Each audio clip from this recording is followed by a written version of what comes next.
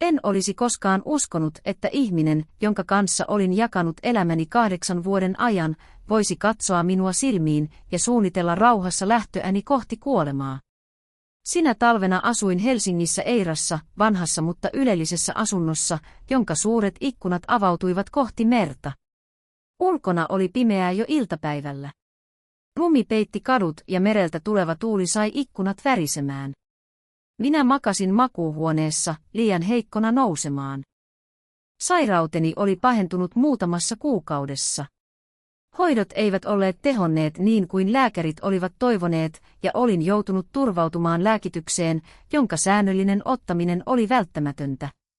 1 annos aamulla, 2 iltapäivällä ja 3 illalla.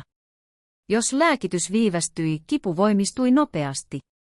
En kuitenkaan ollut koskaan ajatellut olevani kuolemanvaarassa. Ennen sitä päivää kuulin olohuoneesta matkalaukkujen pyörien äänen.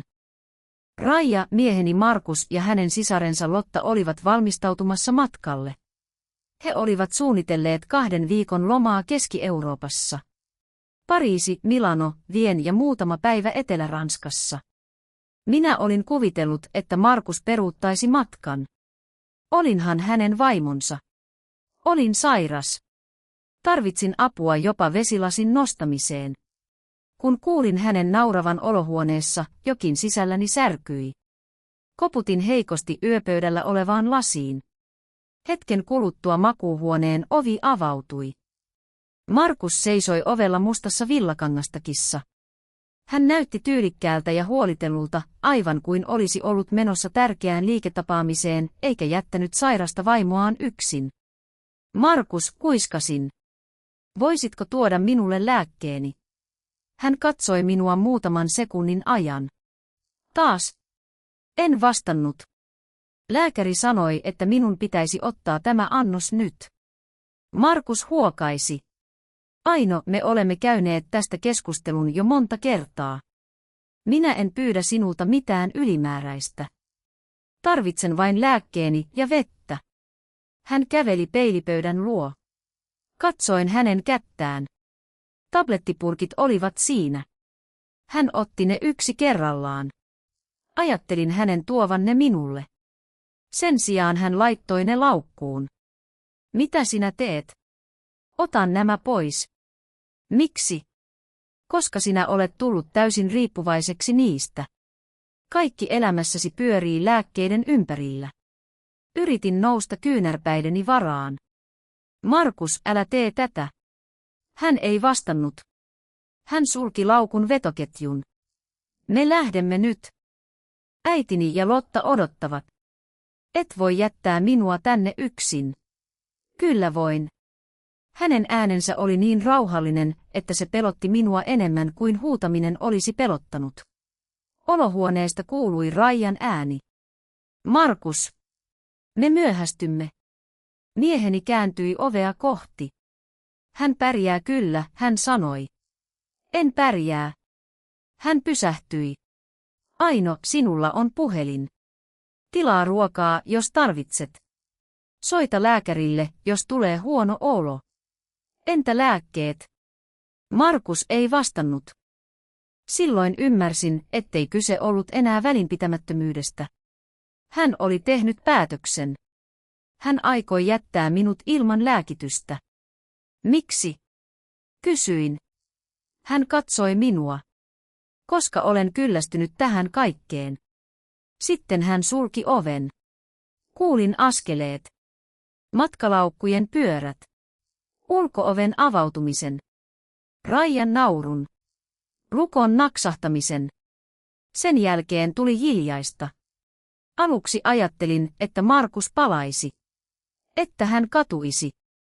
Että hän muistaisi, kuinka monta kertaa olin ollut hänen rinnallaan, kun hänellä oli vaikeaa. Mutta hän ei palannut. Tunti kului. Sitten toinen. Kipu alkoi. Ensin se oli tuttua jomotusta vatsassa. Sitten se muuttui teräväksi ja jatkuvaksi. Yritin tavoittaa puhelimeni. Se ei ollut yöpöydällä. Muistin silloin, että Markus oli ottanut sen mukaansa. Yritin soittaa huutamalla. Kukaan ei kuullut. Asunto oli hiljainen. Liian hiljainen. Vasta silloin huomasin jotain muutakin. Lämmitys ei enää toiminut. Huoneen lämpötila laski vähitellen. Nousin viimeisillä voimillani istumaan ja katsoin patteria. Se oli kylmä. Menin olohuoneeseen päin, mutta pääsin vain muutaman metrin ennen kuin jalkani pettivät. Kaaduin lattialle. Makasin hetken liikkumatta. Sitten kuulin jääkaapin sammuvan. Valot vilkkuivat kerran. Ja sammuivat. Markus oli todella katkaissut sähköt. Paniikki valtasi minut. Yritin hengittää rauhallisesti. En saanut. Kyyneleet valuivat poskilleni. En pelännyt enää sairautta. Pelkäsin miestäni. Miestä, jonka kanssa olin nukkunut samassa sängyssä vuosia. Miestä, jonka olin päästänyt elämäni kaikkein yksityisimpään osaan. Miestä, jonka vuoksi olin tehnyt yhden elämäni suurimmista virheistä. Olin nimittäin salannut häneltä totuuden itsestäni. Markus luuli, että olin tavallinen nainen. Hän luuli, että olin kasvanut vaatimattomissa oloissa ja että vanhempani olivat kuolleet vuosia sitten. Hän ei tiennyt, että isäni Eero Laine oli yksi Suomen tunnetuimmista yrittäjistä. Hän ei tiennyt, että perheeni omisti merkittävän osan useista kiinteistö- ja logistiikka-alan yrityksistä. Eikä hän tiennyt, että olin itse perustanut yrityksen, jonka toimitusjohtajana hän nykyään esiintyi. Olin antanut hänelle johtajan aseman, koska rakastin häntä. Halusin hänen tuntevan olevansa perheen tärkein mies. En halunnut rahojen muuttavan meidän avioliittoamme. Siksi pidin oman taustani salassa. Ajattelin, että jos hän rakastaisi minua ihmisenä. Nyt makasin pimeässä asunnossa ja ymmärsin, kuinka väärässä olin ollut. Markus ei ollut koskaan rakastanut minua sillä tavalla kuin olin kuvitellut. Hän rakasti sitä elämää, jonka olin hänelle rakentanut. Ja ehkä hän oli jo pitkään odottanut hetkeä, jolloin voisi ottaa sen kokonaan omakseen. Kipu paheni. Tunsin, että tajuntani alkoi hämärtyä. Sitten muistin jotain. Puhelimen. Minulla oli toinen puhelin. Vuosia sitten olin hankkinut vanhan varapuhelimen tilanteita varten, joissa tavallista puhelinta ei olisi saatavilla. Se ei ollut älypuhelin, mutta sillä pystyi soittamaan hätäpuheluita. Olin säilyttänyt sitä laatikossa sängyn alla. Yritin kääntyä. Kädet vapisivat. Sormeni eivät tahtoneet totella. Vedän itseni hitaasti lähemmäksi sänkyä ja kurottauduin sen alle. Tyhjää. Sydämeni pysähtyi hetkeksi. Olin unohtanut, että olin siirtänyt laatikon kuukausia aiemmin. Silloin muistin. Yöpöydän laatikko. Se oli ehkä 2 metrin päässä. Minulle se tuntui 2 kilometriltä. Ryömin lattiaa pitkin. Jokainen liike aiheutti uuden kipuaallon. Kun lopulta sain laatikon auki, käteni osui kylmään muoviseen puhelimeen. Puristin sitä rintaani vasten. Näyttö syttyi. Akku oli lähes täynnä. Katsoin numeroita. En tiennyt, kenelle soittaisin. Sitten mieleeni tuli yksi ihminen. Isäni.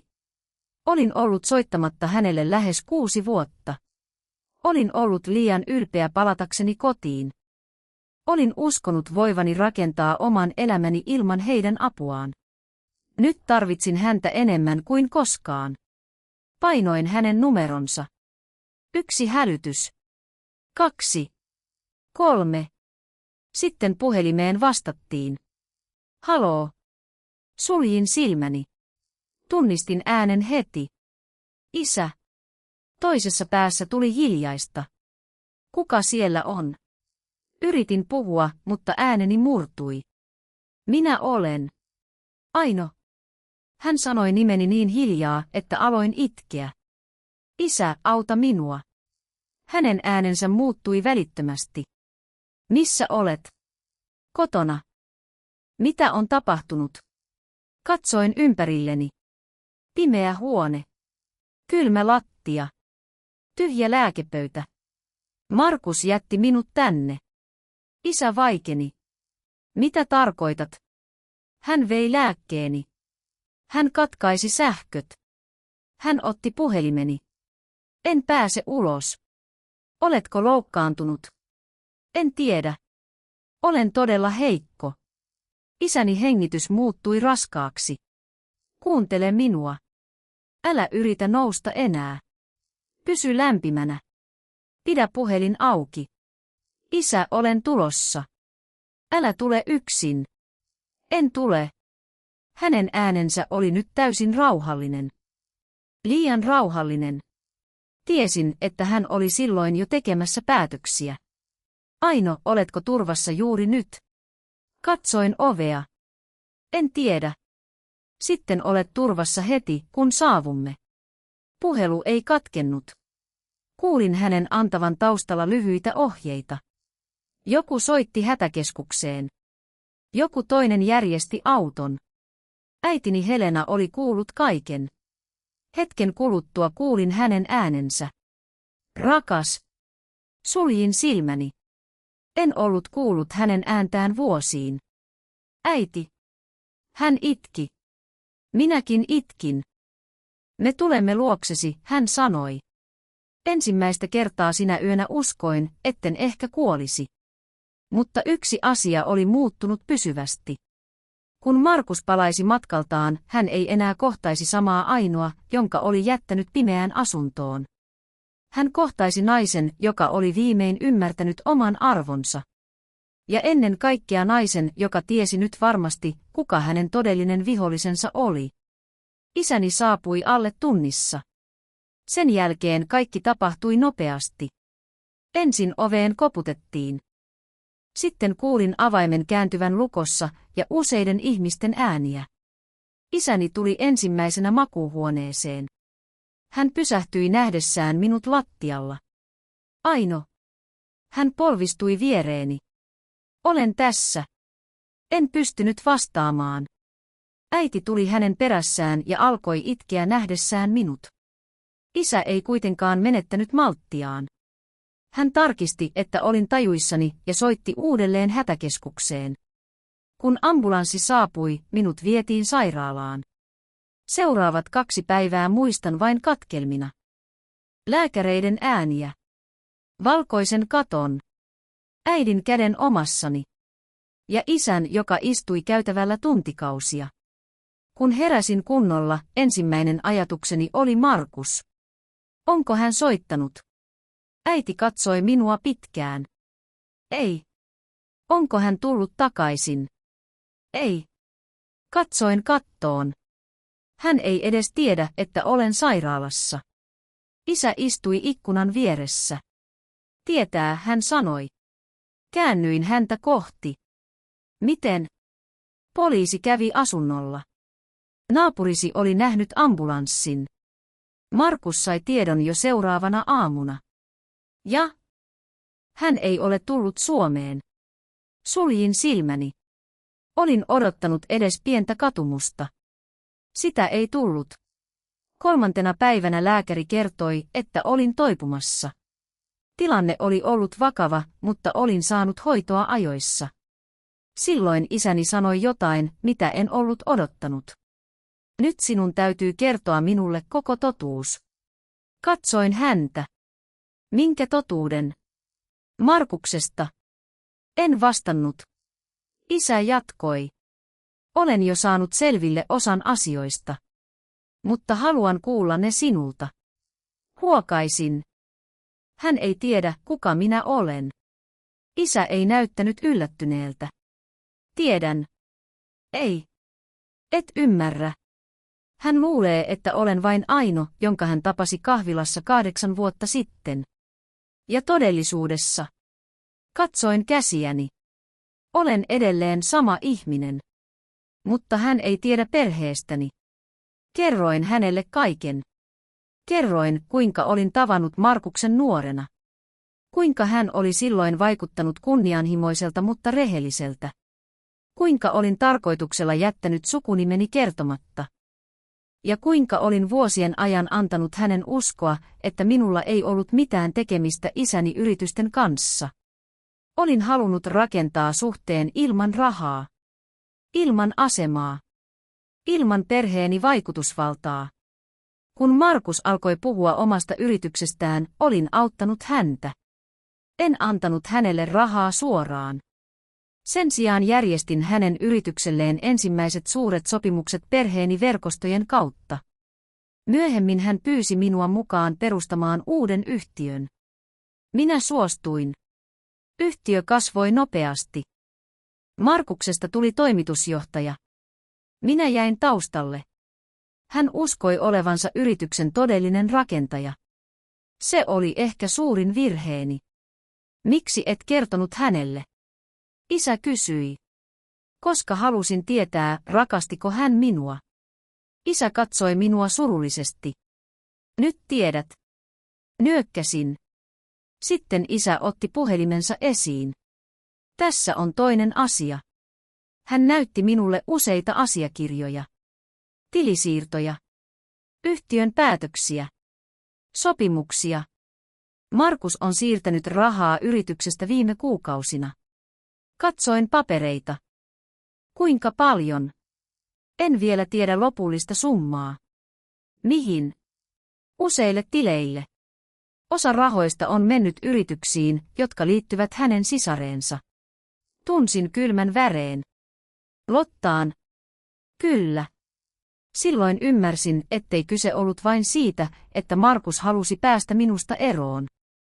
Hän oli valmistellut jotain. Kuinka kauan? Ainakin vuoden.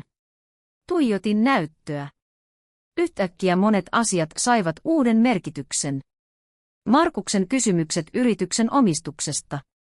Hänen kiinnostuksensa testamenttiini. Hänen ehdotuksensa siitä, että minun pitäisi siirtää osa omaisuudestani hänen hallintaansa varmuuden vuoksi. Ja ennen kaikkea hänen viime kuukausien muuttunut käytöksensä. Hän ei ollut vain kyllästynyt sairauteeni. Hän oli valmistautunut ottamaan elämäni haltuunsa. Isä, kuiskasin.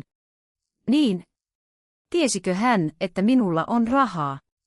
Isä mietti hetken. Ei sitä, kuinka paljon. Mutta hän tiesi jotain. Luultavasti. Olin pitkään hiljaa. Sitten kysyin. Mitä hän aikoo tehdä, jos kuolen? Isä ei vastannut heti. Hän katsoi minua suoraan silmiin. Sitä me selvitämme nyt. Viikkoa myöhemmin pääsin sairaalasta. En palannut kotiin. Isä vei minut perheemme toiseen asuntoon Helsingin keskustassa. Ensimmäisenä iltana hän toi minulle kansion. Lakimiehemme on käynyt kaiken läpi. Avasin kansion. Ensimmäisellä sivulla oli yhtiöni nimi. Toisella Markuksen nimi. Kolmannella lista päätöksistä, joita hän oli tehnyt ilman minun hyväksyntääni.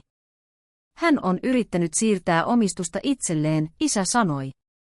Onnistuiko? Ei vielä. Miksi? Koska osa osakkeista on edelleen sinun nimissäsi. Ja koska hän ei tiennyt, että meillä on erilliset sopimukset, jotka estävät tällaiset siirrot. Suljin kansion. Entä asunto? Sinun. Yritykset. Suurin osa sinun. Markus. Hänellä on paljon selitettävää. Ensimmäistä kertaa en tuntenut pelkoa. Tunsin vihaa. Mutta en halunnut kostaa. Halusin totuuden. Halusin, että kaikki tehtäisiin lain mukaan. En halua, että kukaan uhkaa häntä, sanoin. Isä nyökkäsi. En minäkään. En halua tuhota häntä siksi, että hän petti minut. Sitten mitä haluat? Katsoin isääni. Haluan, että hän joutuu vastaamaan teoistaan. Se oli päätös. Seuraavana aamuna asianajajani lähetti Markukselle virallisen ilmoituksen. Hänen pääsynsä yrityksen tileille ja asiakirjoihin keskeytettiin. Samalla aloitettiin selvitys kaikista rahansiirroista. Markus reagoi nopeasti. Hän soitti minulle. Katsoin puhelinta pitkään ennen kuin vastasin. Aino. Hänen äänensä kuulosti väsyneeltä. Niin. Olen kuullut, että olet sairaalasta päässyt. Olen. Miksi et kertonut minulle? Nauroin ensimmäistä kertaa pitkään aikaan. Sinä tiesit. Hiljaisuus. Mitä tarkoitat? Tiesit, että olen sairaalassa. Aino, tämä kaikki on väärinkäsitys. Olet oikeassa yhdessä asiassa. Missä? Meidän avioliittomme oli väärinkäsitys. Hän hengitti syvään. Minä tein virheen. Veit lääkkeeni. Olin vihainen. Katkaisit sähköt. En tarkoittanut. Otit puhelimeni. Hiljaisuus. Ja lähdit lomalle. Luulin, että pärjäät. Et uskonut niin. Hän ei vastannut. Miksi teit sen, Markus? Pitkä hiljaisuus. Sitten hän sanoi. Koska en enää jaksanut elää sinun sairautesi kanssa. Suljin silmäni. Ei. Mitä? Se ei ollut todellinen syy. Tietysti oli. Ei. Todellinen syy oli raha. Hänen äänensä muuttui. Mitä sinä puhut? Sinä et koskaan tiennyt, kuka minä olen. Hiljaisuus. Aino. Tiesitkö, kuka isäni on? Hän ei vastannut. Tiesitkö, että yritys, jonka toimitusjohtajana olet esiintynyt, on minun omistuksessani? Nyt hän hengitti nopeasti. Ei. Tiesitkö, että asunto, jossa asuit 8 vuotta, kuuluu minulle? Lopeta. Tiesitkö, että viimeisen vuoden aikana tekemäsi rahansiirrot on dokumentoitu? Aino, kuuntele minua. Minä kuuntelin sinua 8 vuotta. Katkaisin puhelun. Seuraavana päivänä Markus palasi Suomeen. Mutta tällä kertaa hän ei palannut kotiin aviomiehenä. Hän palasi vastaamaan kysymyksiin, joihin hän ei enää pystynyt valehtelemaan. Ja minä tiesin, että tämä oli vasta kaiken alku. Markus saapui Suomeen seuraavana aamuna. Hän ei tullut kotiin. Hän meni suoraan asianajajansa luo. Se oli ensimmäinen merkki siitä, että hän tiesi tilanteen olevan vakava. Toinen merkki tuli muutamaa tuntia myöhemmin. Hän yritti perua useita yrityksen päätöksiä, jotka oli tehty hänen ollessaan ulkomailla. Se ei onnistunut. Kaikki oli jo jäädytetty. Kun tapasin hänet ensimmäisen kerran sairaalasta lähtöni jälkeen, hän ei näyttänyt enää samalta mieheltä, jonka kanssa olin mennyt naimisiin. Hän näytti pelokkaalta. Me tapasimme asianajotoimistossa. Mukana olivat minun asianajajani, isäni ja Markus omine lakimiehineen. Lotta ei ollut paikalla. Raija ei myöskään ollut.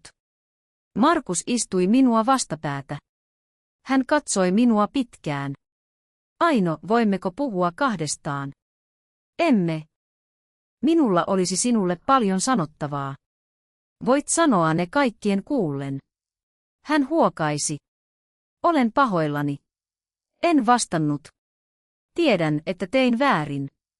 Et ole vielä kertonut, mistä olet pahoillasi. Hän vaikeni. Asianajajani avasi kansion. Aloitetaan yrityksen rahansiirroista. Markuksen ilme muuttui. Niissä ei ole mitään laitonta. Hyvä, asianajajani sanoi. Silloin sinun on helppo selittää ne. Hän työnsi asiakirjat pöydän yli. Markus vilkaisi niitä. Nämä olivat liiketoimintakuluja. Kaikki 8 siirtoa. Kyllä.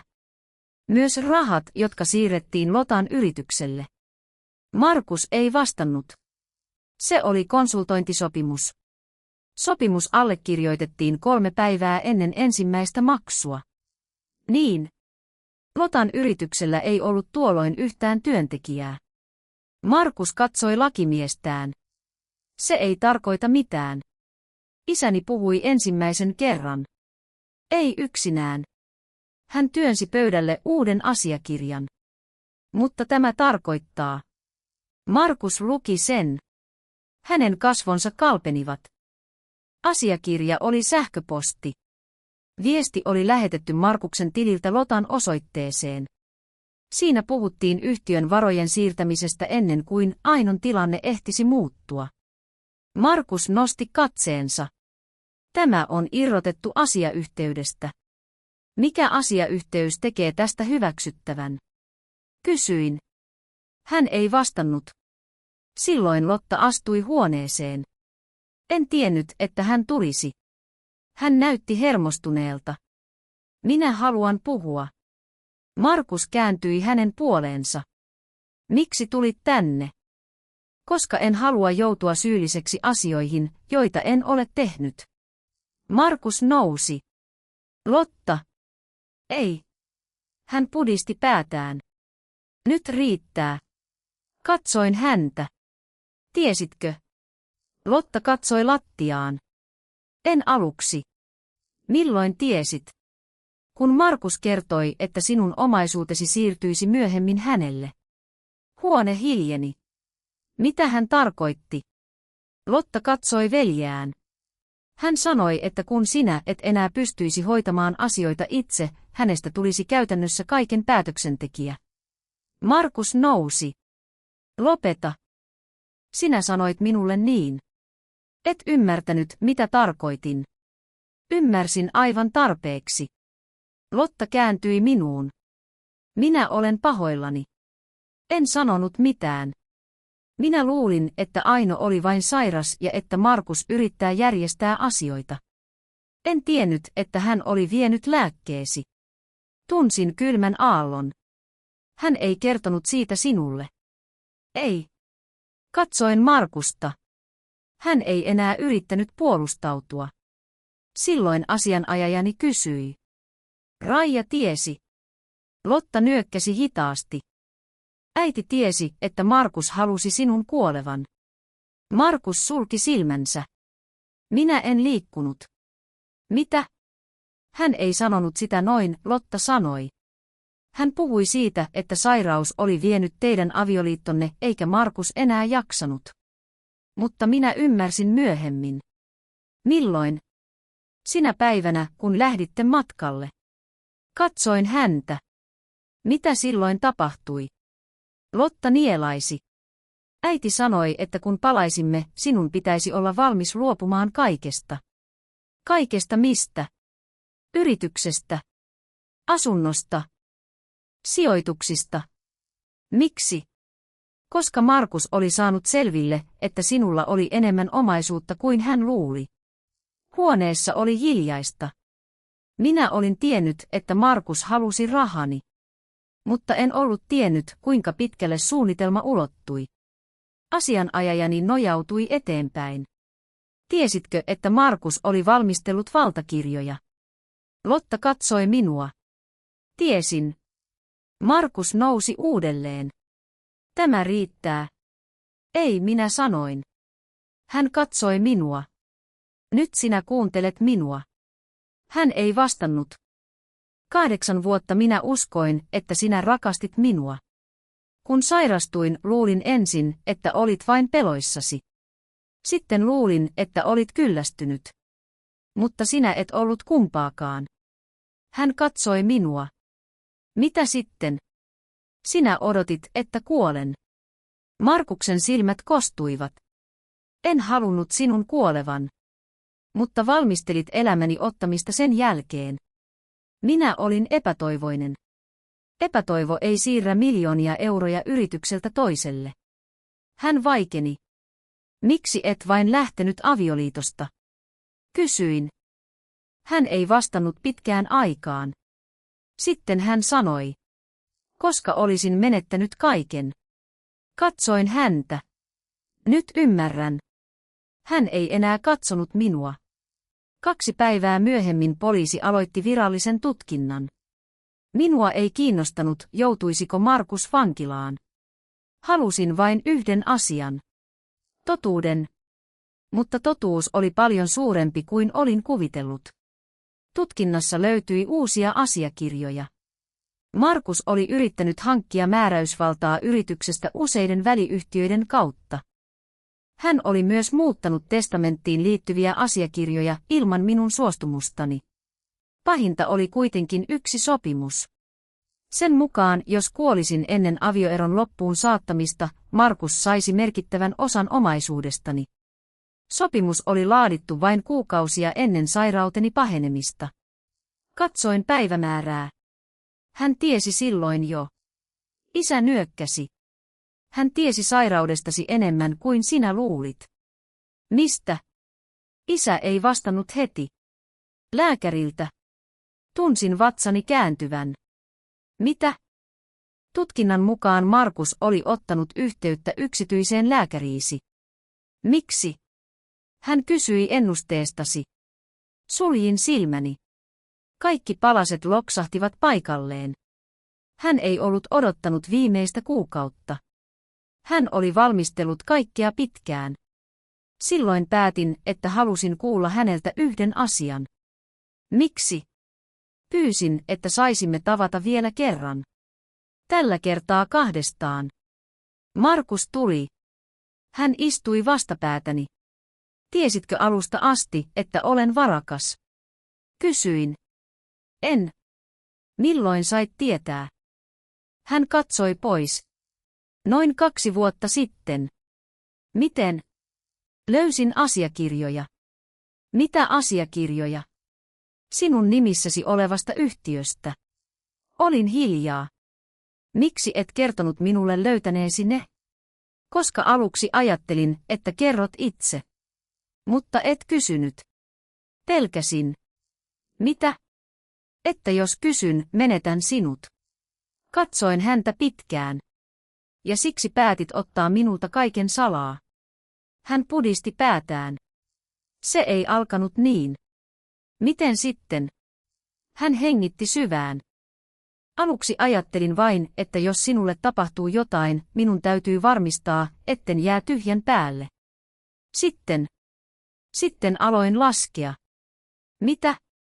Kuinka paljon voisin saada? Se oli ensimmäinen täysin rehellinen asia, jonka hän oli sanonut minulle kuukausiin. Ja kun laskit, mitä päätit? Hän katsoi minua. Että sinun kuolemasi tekisi minusta vapaan. Suljin silmäni. Se sattui enemmän kuin mikään hänen aiempi valheensa. Sinä et rakastanut minua. Rakastin. Et. Hän alkoi itkeä.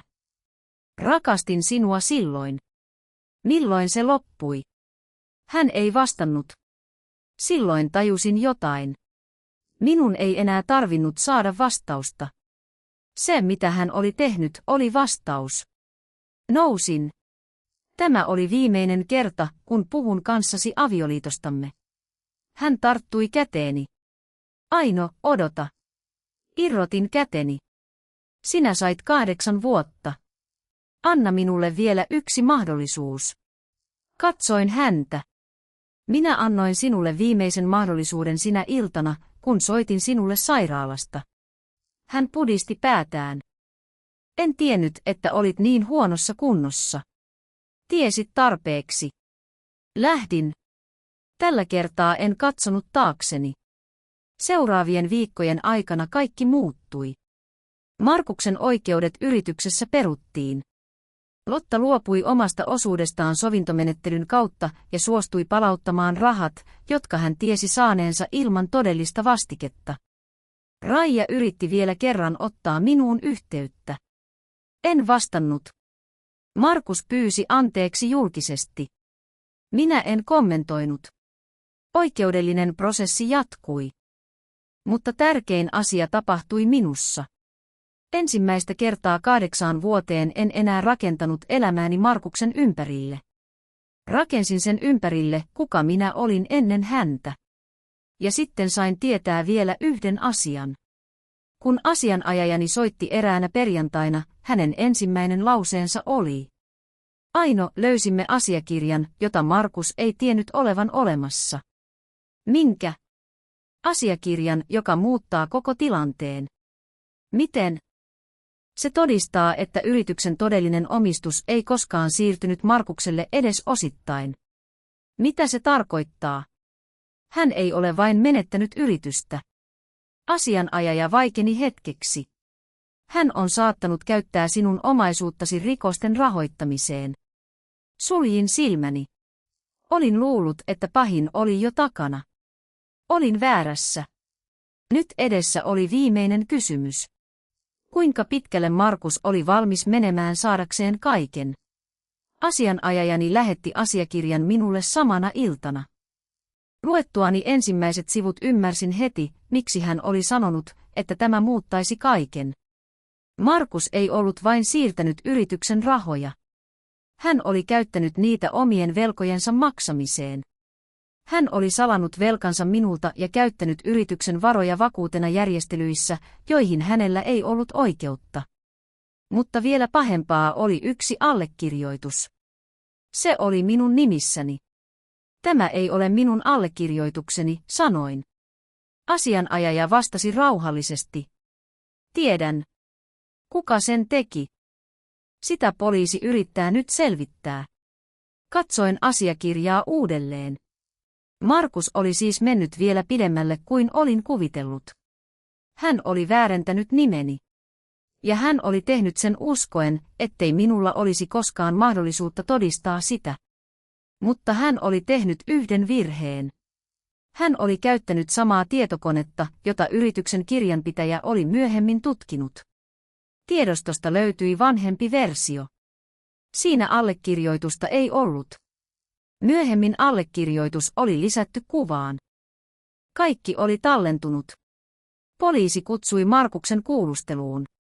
Hän kiisti aluksi kaiken. Sitten hän myönsi osan. Sitten taas kiisti. Mutta asiakirjoja tuli lisää. Yksi toisensa jälkeen. Lopulta hän ei enää pystynyt selittämään niitä. Minä en ollut paikalla kuulusteluissa. En halunnut olla. Halusin vain elämäni takaisin. Avioero saatiin nopeasti vireille. Markus yritti neuvotella. Hän tarjosi minulle sopimusta, jossa luopuisin vaatimuksistani, jos hän saisi pitää osan omaisuudesta ja välttyisi julkiselta oikeusprosessilta. Kieltäydyin. En halua hänen rahojaan, sanoin asianajajalleni. Hän ei tarjoa sinulle rahojaan. Mitä tarkoitat? Hän yrittää ostaa itselleen rauhan. Sitä hän ei saa. Sopimus hylättiin. Muutamaa kuukautta myöhemmin järjestettiin ensimmäinen oikeudenkäyntiin liittyvä kuuleminen. Markus istui salin toisella puolella. Hän ei katsonut minua. Kun minun vuoroni tuli, minulta kysyttiin, mitä tapahtui sinä päivänä, kun hän lähti matkalle. Kerroin kaiken. En liioitellut. En lisännyt mitään. Sanoin vain sen, minkä tiesin varmasti. Hän vei lääkkeeni.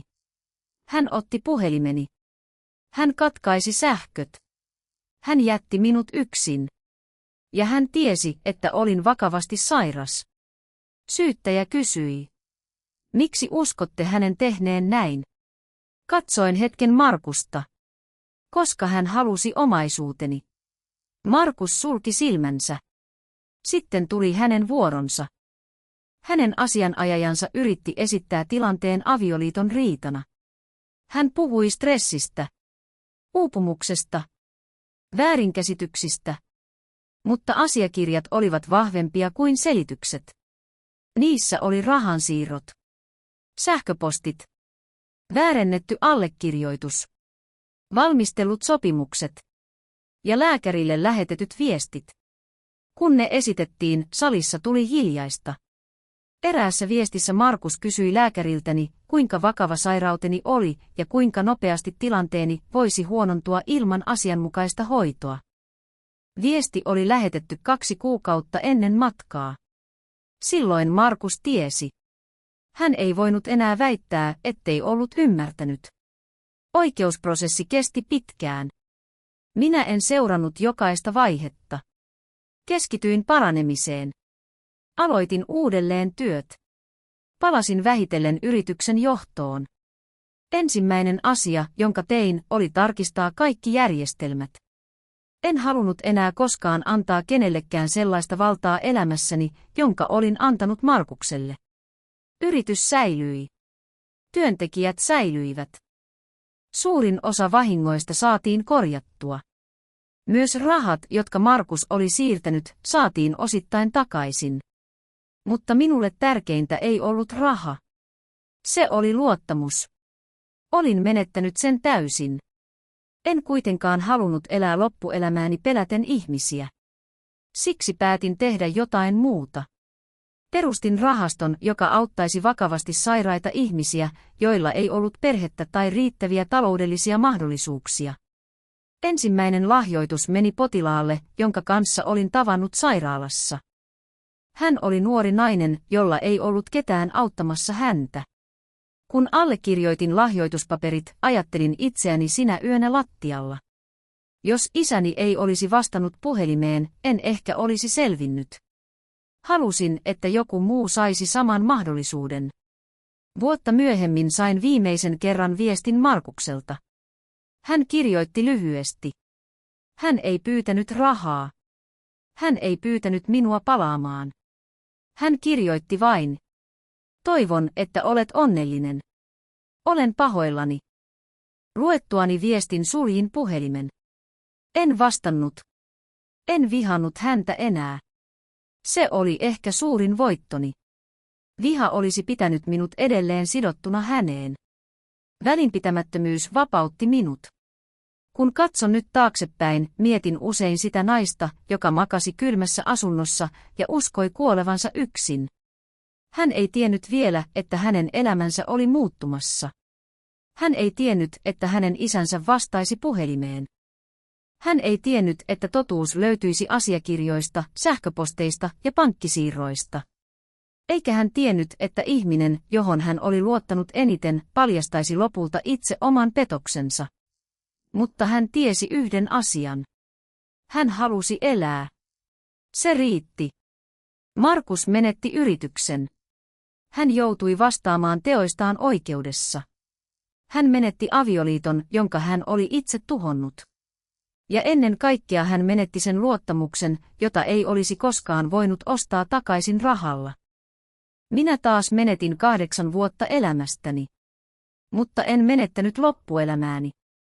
Aloin rakentaa sitä uudelleen. Ilman salaisuuksia. Ilman pelkoa. Ilman miestä, joka mittasi rakkautta rahassa. Eräänä keväisenä aamuna kävelin meren rannalla. Aurinko oli juuri nousemassa.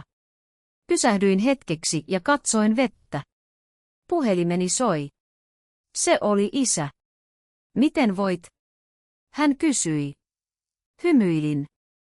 Hyvin. Oletko varmasti? Katsoin ympärilleni. Ensimmäistä kertaa pitkään aikaan kaikki tuntui omalta. Olen. Isä oli hetken hiljaa. Sitten hän sanoi. Sitten kaikki tämä oli sen arvoista. Suljin silmäni. Ei, isä. Mitä? Se, että selvisin, oli sen arvoista. Puhelun jälkeen jäin vielä hetkeksi rannalle. Markus oli osa menneisyyttäni. Sairaus oli muuttanut elämäni. Petos oli rikkonut minut hetkeksi. Mutta mikään niistä ei enää määritellyt minua. Minä olin edelleen täällä. Ja tällä kertaa elämä oli todella minun.